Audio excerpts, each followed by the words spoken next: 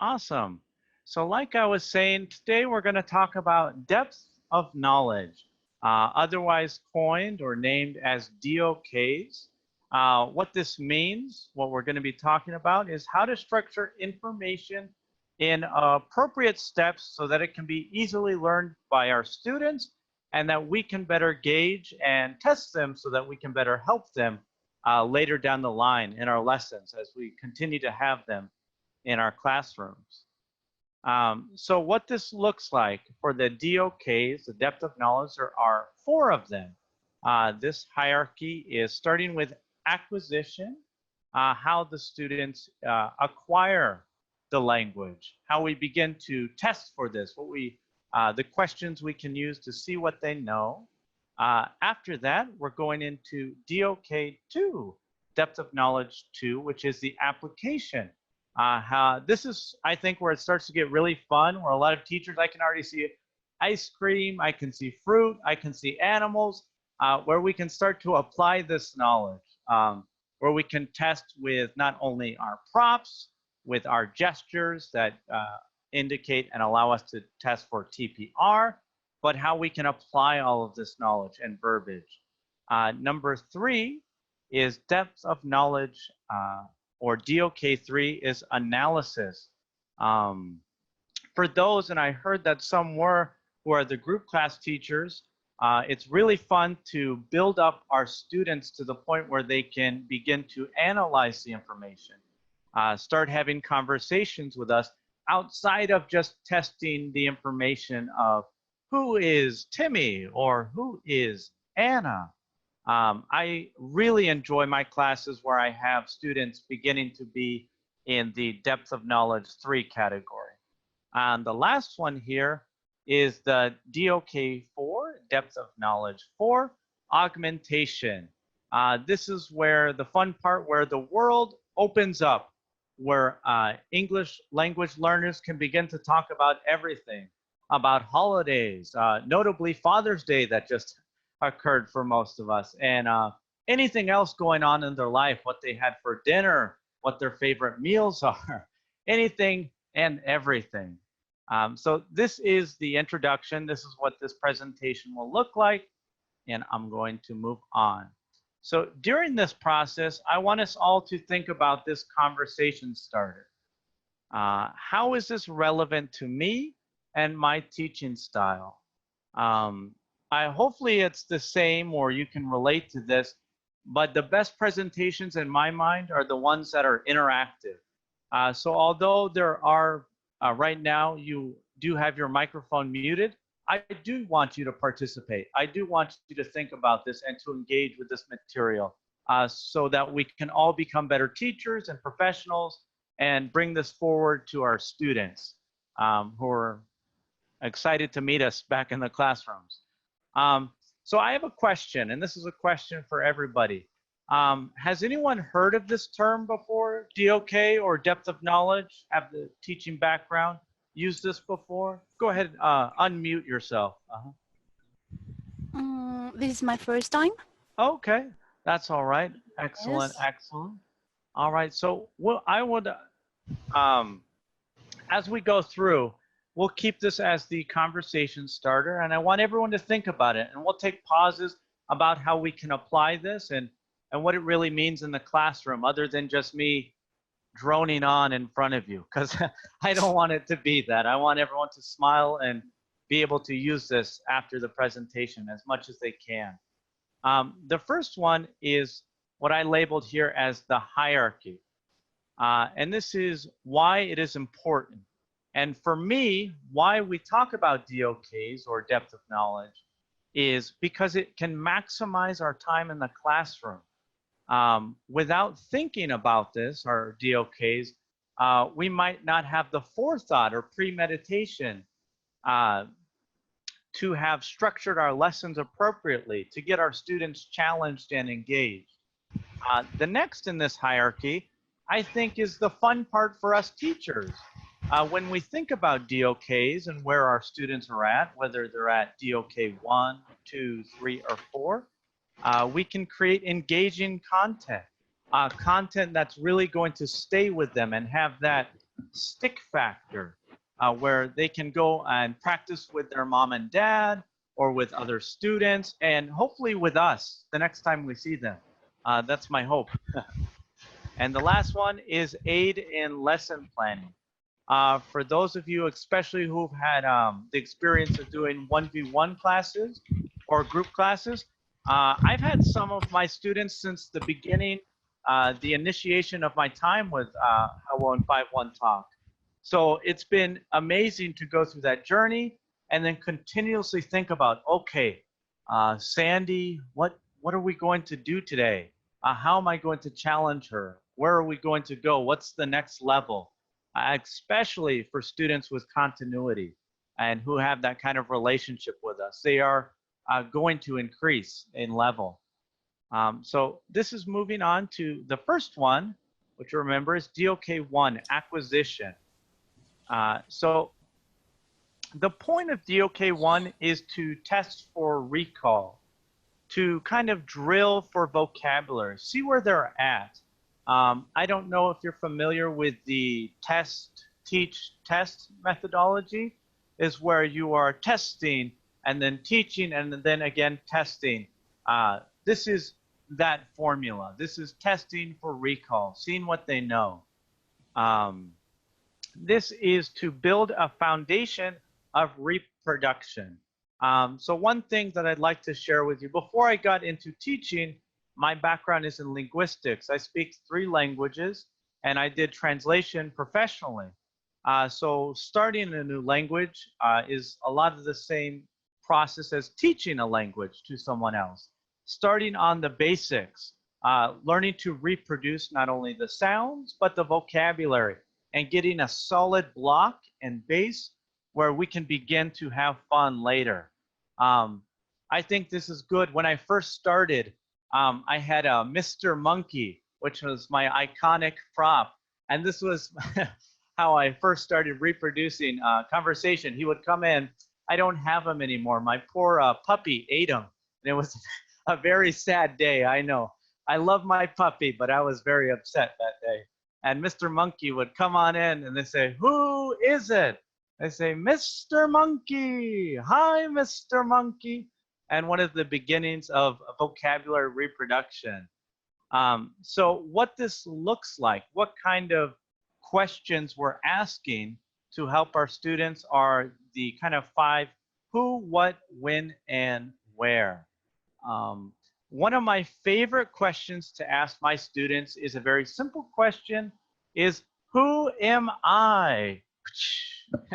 Now I know this looks like Hercules, but no, this is Teacher Trevor. Teacher Trevor. For me, I do this because I want my students to interact with me, have a personalized relationship with me. I think it's very important that they feel comfortable to call me by a name instead of just teacher, that they have that connection with me. Other question examples are using what is it? What is it? Tick tock, tick tock, tick tock. Ah, a watch, or simple ones. What is it? Boom, boom, boom, boom. And this is again building the base. A heart. And these are questions when and where as well. Let's see. Where am I? Where are you? And students might produce at home, something we work on together. At home. I'm at home. And so I have a question, because every teacher is different. And I think this biodiversity within teaching is great. Do you have any questions you like to start a classroom off with for your students when they're just starting at the lower level of acquisition, language acquisition, that you like to ask, that starts off your classroom? And go ahead, unmute your mic, and if you'd like to share, I'd be interested to hear from you. Thank you. Okay, for me, I always start, especially if I already reached that part, the very title page. Okay, I've actually asked my student, "Oh, what can you see?" But before that, I've actually asked, we actually introduces ourselves. But okay, sorry. if ever my student on that time was already my regular students, I never ask their name. I only have the roll call by asking how they are. And Yeah. that is my roll call. How are you, kids? How are you? Then I drag them one by one. So I guess I included the word how in here. Yeah, And then I add the absolutely. word what. Okay. What can you see in the picture? That's all. Yes. Perfect. And Rona? Uh-huh. Okay, yes, after we introduce ourselves, I ask them if do they eat their lunch, their dinners, Uh-huh. so that after they answered my question, and then I will answer back, I will ask them back, what did you eat for dinner? What did you eat for lunch? And then we will make a report to each other. Oh, that's very good. And Rona, that's very funny too, because you have Cookie Monster by I did. cookies. Kids love this. Yeah, yeah. Hopefully not cookies for dinner. Excellent. I think these are great examples.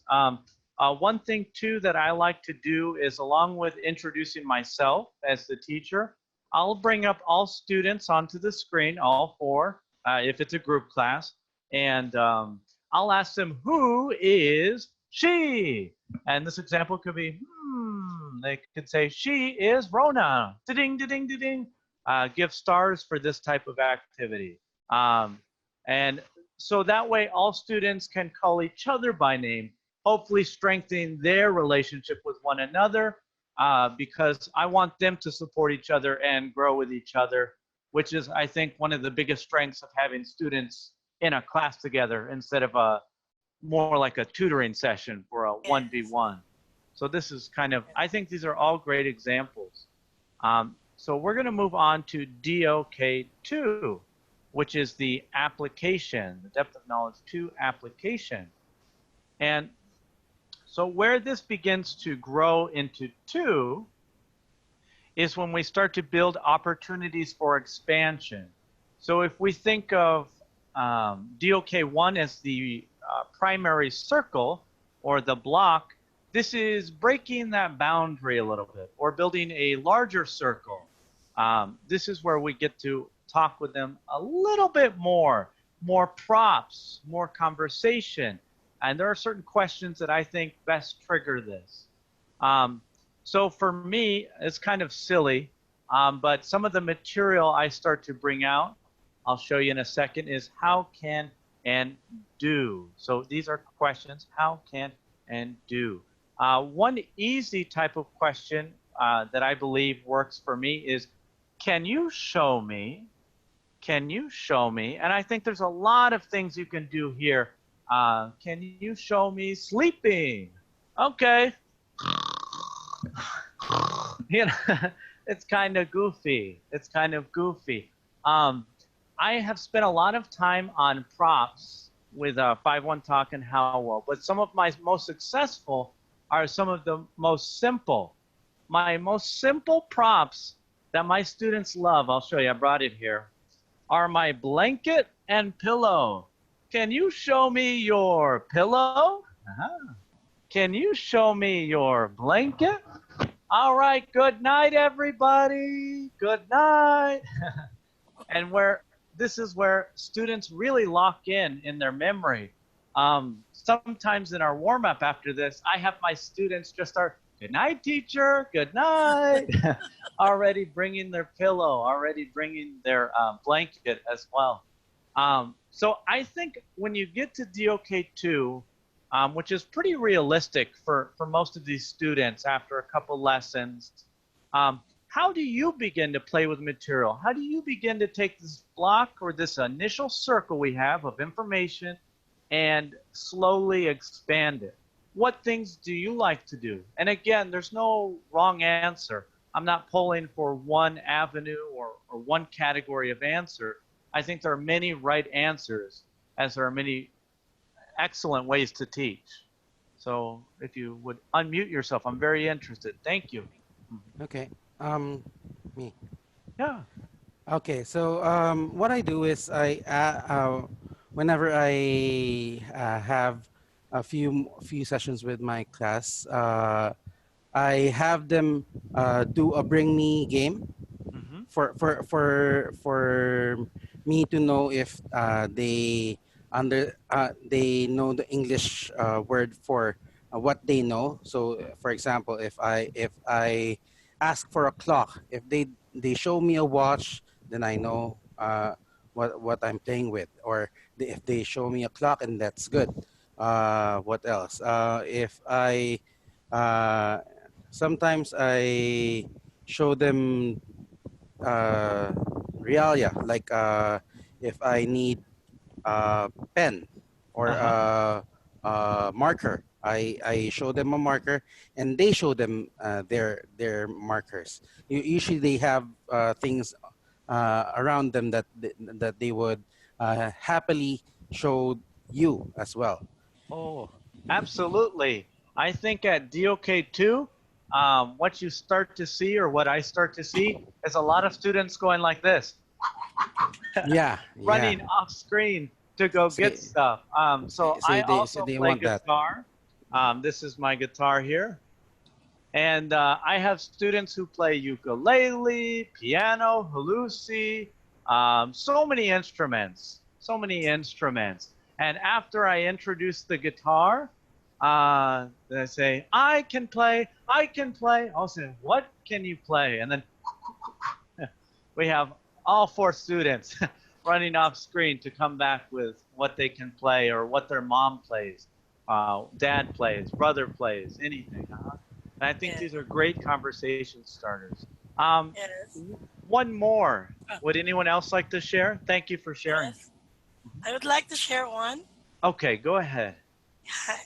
Me, in my case, I normally have this whiteboard with me with one of the vocabulary words that we learn, like for example, hard work, hardworking.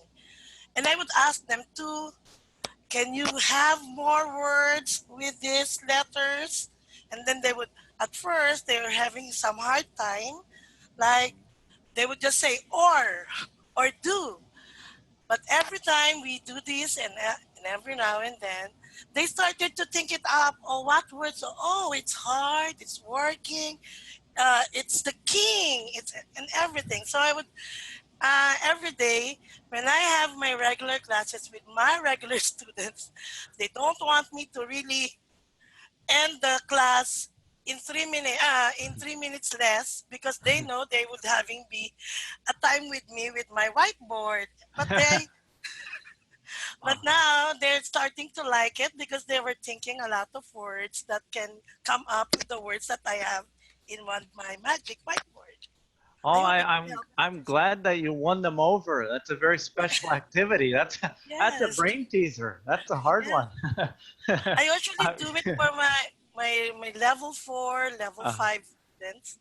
oh And yeah, that's excellent. I love it. I have a whiteboard too. Yeah, a lot of yeah, hangman games, clothes exercises, fill in yes. the gaps, word searches. Yeah, those are And great. the colors, I also love the colors. When we have Timmy classes with Timmy wearing a brown pants, or can you bring me something brown? And then they would bring it up, and it's Um, really fun with them. I'll tell you something slightly embarrassing but funny for you. So I have brown hair, dark brown hair. Most of my students can say dark brown hair that are at this level. I always teach this light brown guitar and dark brown hair. And then I say, do you see gray hair? Gray hair? And just something very funny because I do have a lot of gray hair. It's just part of my genetics. So I always show them gray hair. And I have a gray marker to show the color. And we talk about this. And my students think this is pretty funny that I'm crying over my gray hair. Can you see gray hair? All right, so we're going to move into the last one here. Or sorry, the next one, not the last one. DOK 3, which comes into developing critical thinking. And this is really what sets it apart from DOK 1 and DOK 2. I think For me, once I get students to DOK 3, I love it. My hands are back. I feel relaxed. I'm energized because as maybe you might have seen or might have guessed, I like to talk. So at this point, most of my students are able to converse more, to talk with me, talk with themselves. Sometimes because they know each other's names, they're like, Sandy, do you have a skateboard? And they'll ask each other questions. And I love this type of environment. So getting to this DOK3, we're getting to a place where we can naturally and organically boost conversation in the classroom. To achieve this, to really get behind this, we start to ask questions like why, how, and which. And these are more difficult questions, granted, but these are questions we can start to enter in. And so easy questions to start for me would be like, if we have a slide of candy, and everybody loves candy. Hey, Sandy, which candy do you like? And start the conversation. Maybe I have Bob, student Bob, all right? Tell me, how many would you like? How many would you like? And see if any of my students can begin to answer this type of question. And then the big question, why? Why do you like this candy? And this is where we get our vocabulary like, it is sweet, it is sour. The hard one, but a funny one to show, bitter, bitter. I think that's always a funny one. Some of my students like bitter chocolate. I love bitter chocolate. I love bitter chocolate. So for me, if we have, for an example, one of the group class slides that is very minimalistic with maybe 30 slides, there's a lot of room to talk in that for 45 minutes. So when your students are at a DOK3 level, maybe taking the time to go for 1 to 3 minutes or beyond of asking these questions really helps. One side of candy can become images in the chat room of the candy they like, what flavor they like, what ice cream they like. So for me, this one doesn't have one specific example because it enters into a territory where all of the slides can enter into conversation. Perhaps you could ask for Father's Day. For Father's Day, you could say, how was your Father's Day? How's your dad? Questions like this to start a conversation. Does anyone have a recent example? Does anyone have any students at DOK3 where they are talking at this level, asking these questions? Each student is different. Go ahead, unmute your mic, and if you have an example, go ahead. Well, recently I had a class with talking about sports, and the problem is although they're placed at the same level, uh, uh, only one student had a DOK3 level of knowledge. So what happens is I I actually invoke critical thinking or these kinds of thinking with the rest of the kids by asking that DOK3 level kid, which makes them think more, and actually they also talk more because of that. Like I ask them, what's your favorite? What's your favorite, or what's your favorite sports? And usually they say soccer or football, and yeah, they say football, of course. Yes. And I ask why, and the DOK3 would give a why, and others will echo. Some would give their own broken English answer, but at least they're forced to answer because they're very competitive. So they try to outbeat each other. Yeah, absolutely. I think that's a great way to not incite a riot, but get students to kind of compete in a very healthy way. I think maybe perhaps other strategies I like to employ are maybe like follow the leader, getting my strongest student first, and then asking, why does Sandy like chocolate? Why does Sandy? And see if we begin to reproduce for the others, to bring them up to a place where they can begin to talk about themselves, a kind of a follow the leader technique. Um, I would use that, and maybe grouping and pairing them as well. If there are, because we do have mixed classrooms, situations where we can bring the stronger student, maybe with a weaker student or just a lower in the DOK scale, and then with other students. My favorite game is if there's no bomb game, I bring up my phone with a timer and I go 10, 9, 8, and I put the pressure on them to answer it. Sometimes I can bring those students up to the pressure of having the timer if they're paired together trying to beat each other. But I think that was a really insightful thing that you said. Not all students are going to equally, in equal measure, be DOK 3 at the same time. And that's okay. I think that reflects very naturally the progression of language and what we encounter in our classroom. All right, so I am going to move on to DOK 4, but thank you for that. That's really important to have had been discussed here. Is DOK 4, so this is the augmentation. What I think this means and what I think this looks like is allowing for my personality. And so for anyone here, and I think we share this common experience, who has more than one language, who speaks 2 languages, 3 languages, it is one thing to speak a language, it is another thing to be funny in a language, to have a personality, to feel at home, to smile, to laugh, to cry in another language naturally. And DOK 4 is a very high level for a student or language learner to achieve.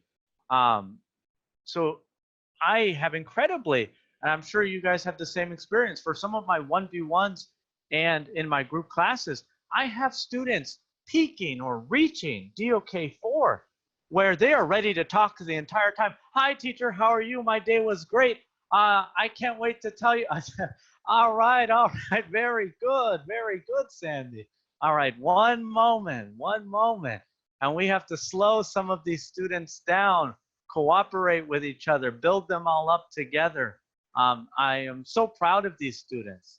So what this looks like when we're developing this DOK 4, this augmentation, is imagining as if you have a camera. I don't know if anyone here is good with Photoshop or with a camera itself.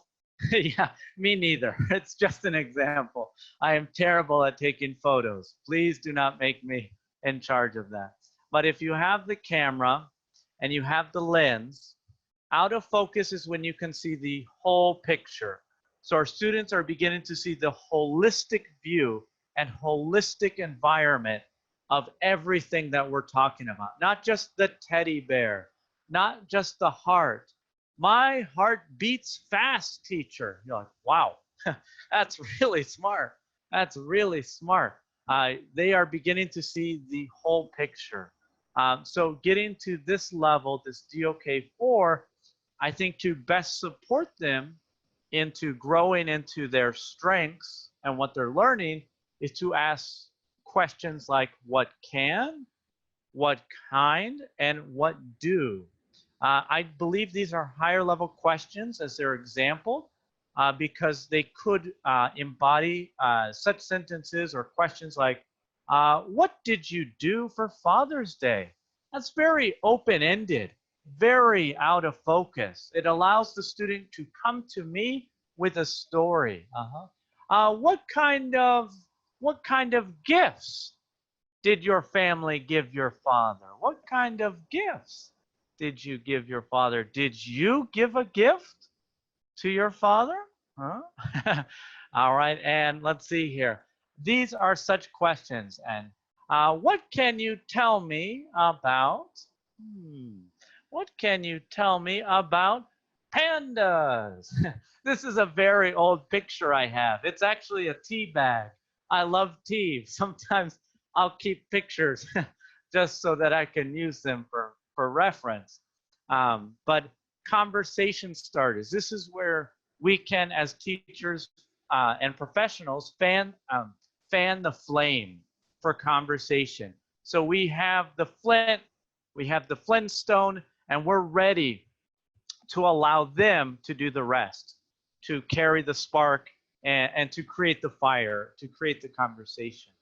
Um, so does anyone have students like these, either in the 1v1 capacity or in group classes that are this high level, DOK4? And if so, how are you challenging them? How are you preparing lessons to push them even further? Teacher Trevor James, I will Sure. grab this opportunity. I will share together with my level 4 students, I believe, especially when we are in the kind of map lesson where they can see all the countries. We have China, Japan, and then Korea, Philippines, everything there. And they began to choose their country because I tell them what what country or which of these countries do you like to visit.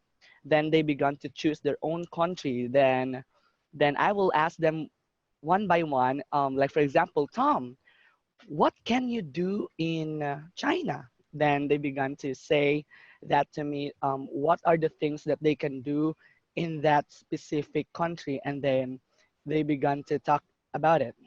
And that's it. Oh yeah, absolutely. That's a great thing.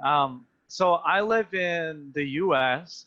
I live in Arizona. If you're familiar with the state, Arizona is very hot right now. Let's see, 112, 120 degrees, just a very hot summer. And some of my students know Arizona. I was like, what? No way. So in these kind of questions, I was like, what do you know about Arizona?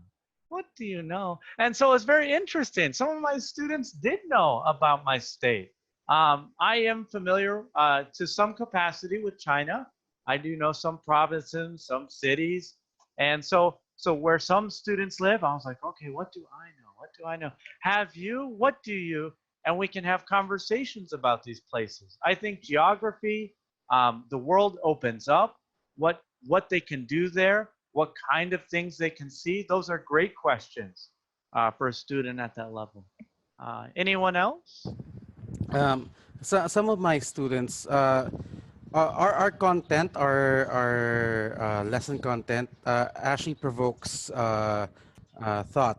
But even some of my level 1 students and level 2, they are at the OK4 because of their academic knowledge in English. The only reason they need our guidance is because they need conversational English. So what happens is we only talk about the topic and not really follow through the plan because of how interesting they think the topic is. So Yeah. sometimes that's what happens. Even at level 1, level 2, level 3, they already go to level to DOK4. Yeah. That's what's fun. Yeah, absolutely. I'm really happy that you have that kind of engagement and students peaking there. For me, I think that's the sweet spot for me. Going from 1, 2, 3, 4, anywhere in that category, that progression is immensely fulfilling for me. Not that I'm the only one that did it. Those students are hardworking. dedicated, motivated. They did most of the work. I just helped them along. But I love to see them get to the point where they can have these conversations and show me who they really are, what their personality is really like. Although it is fun, you know, for a while to talk about our props, my students have specific interests. They have large families, small families, and a lot of things to share with me. So reaching DOK3, DOK4, I really get to know them on a very personal and intimate level. And I really appreciate that. It's really special to see someone graduate some of those certain milestones in life, to be able to talk like that. All right, so this was the overview. Again, the hierarchy is why it's important. So this is for aiding in lesson planning and creating engaging content. And from everything I heard, I think everyone is excellent, is doing this. I think the conversations that are created are only to reinforce this, because I believe teaching is an ongoing profession, and the learning for the educator should never end. My mom is a teacher. My grandmother was a teacher. I never saw them quit. I saw them bring home paperwork. I saw them go to school over and over again. And I really respect teachers and teaching as a profession. So I'm always honored to speak with other professionals, other teachers. The DOK1 in review is the acquisition. Acquisition being the first initial stage, how we introduce and test for recall in our students. One easy way to remember it: test, teach, test. DOK2 is the application. This is where we can begin to expand and apply our knowledge. This can be done with eliciting TPR from our students, using our props, engaging in small conversation about stuff that's on the screen or off the screen. DOK3 is beginning to analyze this information, asking questions like why or how that allow the student to expand and develop an opinion on the material, having an opinion. And 4 is that awesome level where we can have our own personalities really flourish and develop within inside the scope of the classroom, where students can show me their interest in tanks, their interest in ballet, their interest in the city they live in, the museum they went to yesterday. These are all critical moments for our students at the DOK4 level, where I believe we can challenge them and be prepared for what they bring to us instead of what we have prepared to talk about for them, which I do believe is of critical importance for a student of that level. So this is what I always leave with people. Leave people with.